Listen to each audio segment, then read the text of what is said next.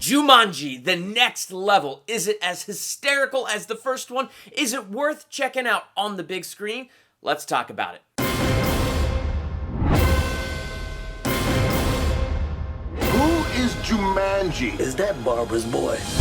We're gonna die. We did die. Are we in hell? I knew it. Welcome to Durbania. I'm Durbin, and this is my spoiler-free review for Jumanji, the next level. So, to answer those questions I was asking, is it as hysterical as the first one?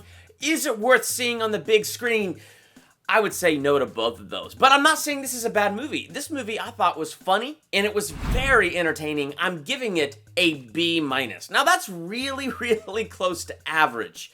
What keeps it from average is the actors are all great. Just like they were in the first one, they were all fantastic, they were all pretty hilarious, and like I said, I was entertained from the very beginning to the very end. So if I was entertained beginning to end and overall had a good time, why is this more streaming worthy rather than big screen worthy? Why so close to average, just like slightly above average? It's because I think it kind of suffers the hardship of what sequels suffer. So The Matrix was unique, right? But then you had the sequels, you already knew those worlds.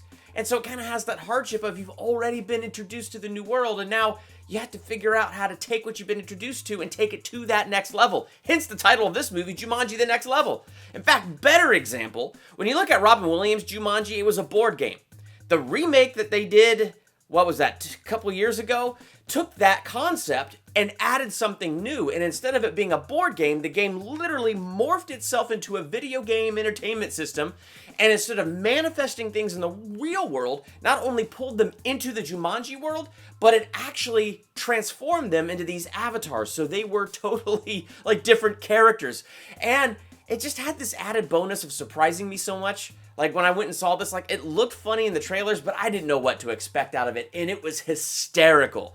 So the Jumanji a couple of years ago set a tone. It kind of set an expectation. Whereas I went into the first one with no expectations, I went into this one with certain expectations.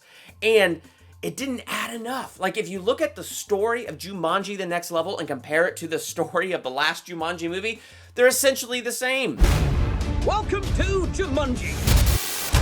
Welcome to Jumanji. It really is just the same story, copied and pasted. Now, if you liked the story of Welcome to the Jungle, then you'll like the story of The Next Level because it is the same story. But because it is essentially the same story, you are going to have that kind of rerun feeling like, oh, I've kind of already seen this, and I can kind of start picking up on the cues of what's coming next and all that stuff. Now, the closest they got to taking this to the next level and adding something different was kind of mixing up the characters. You're Spencer's grandfather.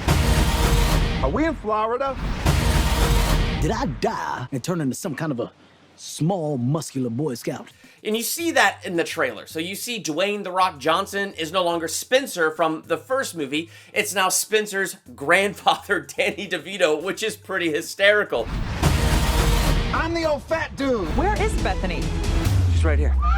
She says, oh my God, like I'm a total horse. That was actually kind of funny. And then you had Fridge, who now is Jack Black. And so they mixed it up a little bit that way. And what was fun for me about that was really just watching the actors. Watching, once again, Jack Black, who was hysterical as Bethany in Jumanji 2017, watching him play Fridge. And then, as you can see in the trailer, they switch bodies again. And to see him go from, like, Fridge... I missed you so much. Oh my God, you guys, hi. Bethany? You guys, we're back in Jumanji. back to Bethany, it kind of highlights his comedic abilities there. So it was kind of fun to watch that with Jack Black. But I think the real problem with this sequel is it really doesn't take this to new heights. Like the Robin Williams Jumanji 2 Welcome to the Jungle, it went from a board game to a video game. It really did amp it up, took it to the next level, and gave us something different. And this one, I think that's the problem with this one, is it doesn't really give us something different enough. What's going on? You having a heart attack? Breathe. Breathe. His whole left side is shutting down. But one thing that I did like was the message that they wanted to bring home. And tell me when you see this movie, if you see it, what you think about this message, because it really seemed to be talking about insecurity and how insecurity just can get you isolated from your friends, from those people that truly love you and can lift you up. And so we see that in this movie where insecurity worms its way in, and we see the effects of how it made people feel insufficient. And because they didn't feel like they could live up to the measure that their friends were at, they tried to pull back. And then we see the damage that cost. But we also see the power of being thankful. So kind of an interesting theme that is in the movie, and I'd love to hear your thoughts on that if you happen to see this movie. What did you think in seeing that theme?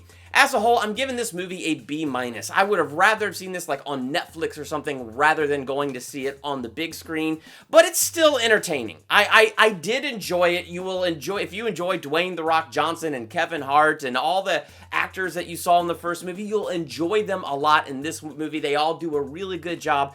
It just wasn't different enough. It didn't live up to that title next level because it really didn't level things up. It really didn't take us to that next place. So what did you think of this movie? Would you go higher or lower with your grade? Let's talk in the comments. And while you're there, hit that subscribe button to become a Durbanian. Hit the bell by the subscribe button so you're notified the next time I do a movie review, theological analysis, ranking video, trailer reaction, or anything else I do. I'm Durbin. Thanks for checking out Durbania.